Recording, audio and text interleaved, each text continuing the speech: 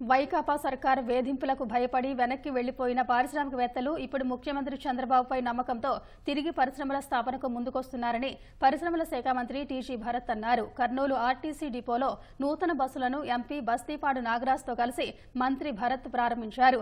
Vijayawada బస్టాండ్ను తలదన్నేలా Kurnool RTC బస్టాండ్ను అభివృద్ధి చేస్తామని MP వెల్లడించారు. అంతకుముందు మైనార్టీల సమస్యలపై అధికారులతో మంత్రి టీజీ భరత్ చర్చించారు.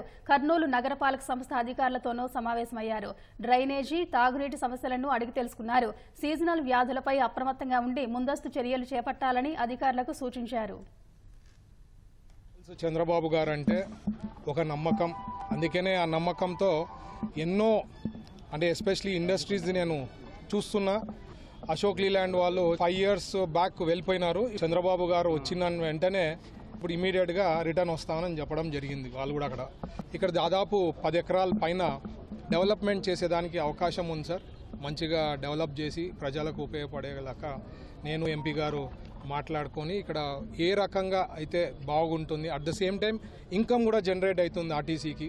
సో ఆ 2 రకాలుగా ప్రయోజనం ఉంటుంది కాబట్టి అది కూడా వర్కౌట్ చేస్తాం. ఇంకా ఫ్యూచర్లో one of the best bus స్టాండ్స్గా రూపురేఖలు మార్చే దాంట్లో మన అధికారులు వాళ్ళతో కూడా మాట్లాడుకొని చేస్తామని చెప్పి చెప్తున్నా.